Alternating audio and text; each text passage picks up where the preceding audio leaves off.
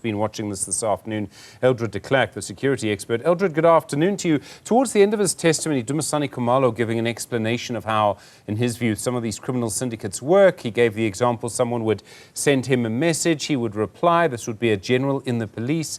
Then, when a top suspect is arrested for alleged criminal activity, they'll find in that person's phone screen grabs of the conversation he was having with the police general. It's astonishing. What does it tell us about what's going on?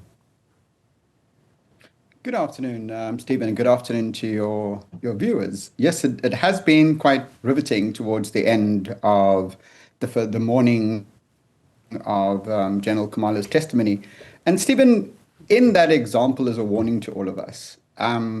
We are so inclined to take selfies, to share openly on platforms like WhatsApp in the belief that there's no benign intent or that these things are relatively secure.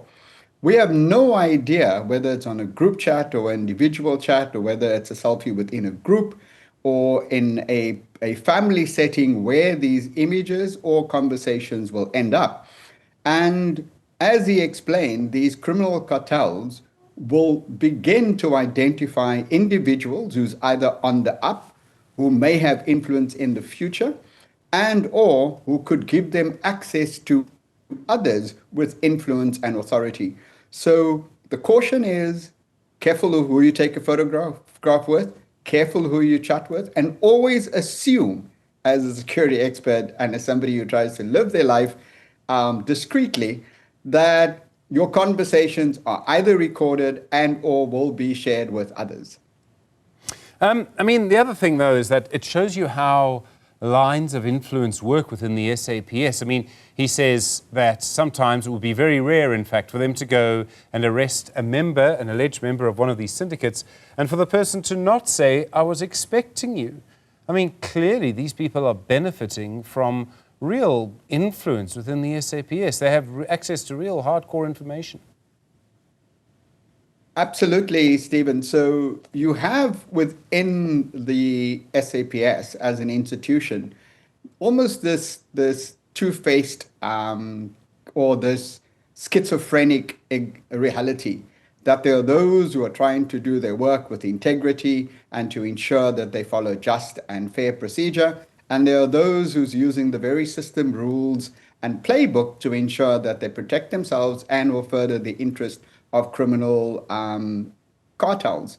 So when you have access to information, when you have access to a warning, or when you have access to understanding the systems and the procedures, then you have essentially the ability to compromise the institution and to actually create inertia within the institution, or even a stalemate within the institution where prosecutions against its own cannot proceed as freely and as fairly and as openly as you would think. I mean, what we're getting with all of this testimony, with the parliamentary inquiry, but then also, of course, the Madlanga Commission, is an understanding of how things happen. I mean, what's going to have to come next, of course, is actually dealing with it. And if people have the kind of influence that Dumisani Khumalo says that they have, well, that's going to be quite difficult to do. I mean, they'll see you coming first. I mean, for a start, they'll know that, in fact, there is going to be this kind of arrest or investigation, and people will try and block change at every turn. Absolutely. And it then points to a hope that the general has, that the methodology that they've so carefully cultivated to the PKTT and the relative successes that they had, that would start to be institutionalized within an institution that seems to say, no, we don't actually want this because it could lead to my own conviction. So we keep talking about the reform within the South African Police Service. We're now probably at a realization that the South African Police Service cannot be reformed. The second realization for me, Stephen, and it's been there, I think, in conversations with you, is that the institution cannot reform or change or heal itself. So we need to consider, as a country and as the political and public leadership of the institution, how the institution is going to be led, how members are going to be appointed, and with what kind of doctrine, policies, and practice the institution is going to proceed. And hopefully the spotlight from the ad hoc committee and the Madlanga committee And remember, the ad hoc committee has the wherewithal and the authority and mandate to start considering policies, regulations, and legislation to ensure, together with other institutions of state like DPSA, the Inspector General of Intelligence, the Judiciary Committee, to ensure that there is a complete overhaul of these institutions, because I think you and I are saying this is what's confronting us. These institutions cannot continue in the form and manner and practice that they're existing at the moment. The SAPS is the country's biggest employer. It has more people within it, as I understand it, than any other organization. Now, to change the culture, to implement the change you're talking about, it's a huge task. Now, some of it's quite simple. I mean, I think you can probably break the link between our politicians and the top leadership of the SAPS. And you might be able to do that. You sort of change the law, have a much more transparent system of appointing a national police commissioner, things like that. But the actual day-to-day business of policing, I mean, I'm sure there'll be some people who think, well, it's not just national syndicates with very high-end people like Kat Matlala who drive around in fancy cars, that in fact there'll be many police stations where a local gang or an extortion gang or someone seems to have control of the police when they're not a police officer, and that surely is much harder to change. Absolutely, Stephen. And as somebody who was privileged to be there right at the beginning, I think, you know, the General alluded to this. If you establish something, it takes 7 years to disestablish something.